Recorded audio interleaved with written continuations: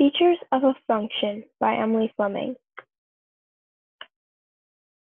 What should you expect? An explanation and example of each feature. Y-intercept and X-intercept. The minimum and maximum of function, and finally constant, decreasing, and increasing intervals. You will also have a real-world scenario example. What should you know? Interval notation, inequality notation, function notation, how to write out a function, and all of this is explained in domain and range, but I will partly go over these topics later in the presentation. Here is an example of interval notation, and this is the inequality notation of this interval notation. Here's the example of function notation. A function has f of x instead of y. And this is an example of writing out a function. So you can check out my video in the link in the description below. So first, the x and y intercept. So ask yourself where the line on the x or y axis. So where does the line intercept or pass through? That is where the x or y intercept is. So here is the x-axis, and as you can see, it intercepts 0, -1. And on the x-axis, it intercepts 1, 0.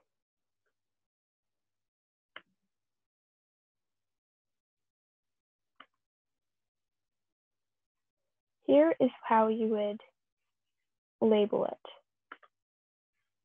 Minimum and maximum. Ask yourself where the minimum and maximum going up are, the y values. On the y-axis, where is the smallest value?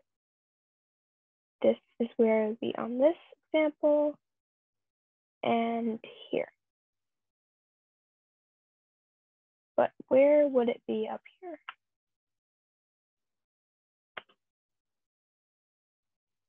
The minimum would be -3.5, and the maximum, it doesn't have a maximum because it keeps going. That should be up there. So if it is infinity, or if it's past the graph, we don't know how far it goes or if it just keeps going. So there is no maximum. You would label this NA. The minimum for this would be -1.75, and the maximum would be 2.7. Constant, decreasing, and increasing. Explanation. So the action of a set of points. So if a graph is constant, then it is a flat line. As you can see, it's a flat line here, so this would be constant. If a line is decreasing, it's from left to right going down. We can see here it is going down from left to right. And then a line is increasing if it's going left and right up. Here it is from the left to the right going up. Example. A bouncy ball is being thrown. It is increasing speed, then it decreases speed, and when it lands on the ground to when it stops. After it stops bouncing, it stays where it is. That would be constant speed. This would be increasing, while this is decreasing, and this is constant speed. Constant, decreasing, and increasing, how to represent them. So this is helping a review in interval notation. So the parentheses for open circles, infinity, or undefined. Infinity would mean if the line just kept going and had an arrow. Open circles would be a circle with no filling in them. We don't have those in this case, but we do have undefined.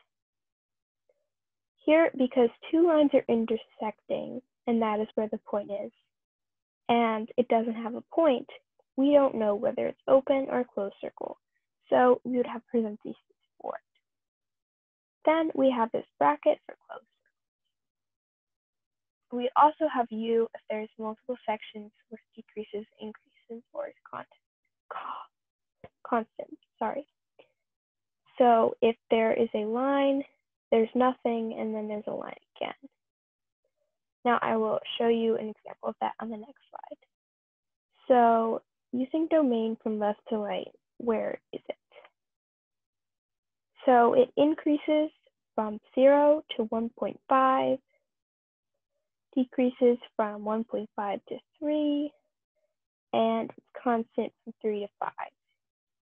We have only the brackets for 0 and for 5 is because that is the only spot where it has a closed circle. Here's an example. We're going to wrap up with real-world scenario and everything that we learned. Sam goes go-karting. She goes fast in the beginning and then she slows down. She stops. She goes fast and then slow again. She is very bad at go-karting. After she slows down, she has to return to the starting line. Here's a graph of what happened. Oh, as you can see, she goes fast in the beginning. Here, she increases speed and then slows down. Here, she stops. Throughout here, she is not doing anything, so there will be nothing on the graph. And then she goes fast and slow again, and then she's already at the starting line. So yes, there's a lot of things you can identify, and here is everything. Now domain and range here, we did not go over, but if you know integral notation, it will be pretty simple. Increasing, it is increasing here and here. So it's from 0 to 1, 3 to 4. As you can see, a U separates them because there is a gap in between the two increasing. There is a bracket because of closed circle, parenthesis because it is two intersecting lines. Closed circle, two intersecting lines. It's decreasing here and here. It is not constant anywhere, and that will be a straight line. Because it's not constant, we would put NA.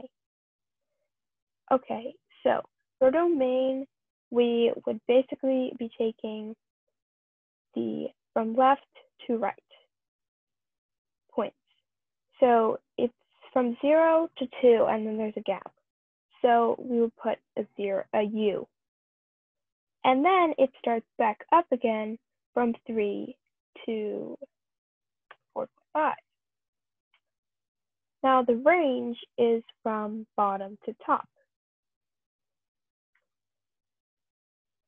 0 to 4. The reason why there's no gap here is because these are part of the same section. Now let's identify the minimum. The minimum, as you can see here, is 0, 0, because that is the lowest point on the graph. Maximum has 2 points. What should we do? We should list out both points, but it's not a U because it is not a line. Now let's finally do the Y and X intercept.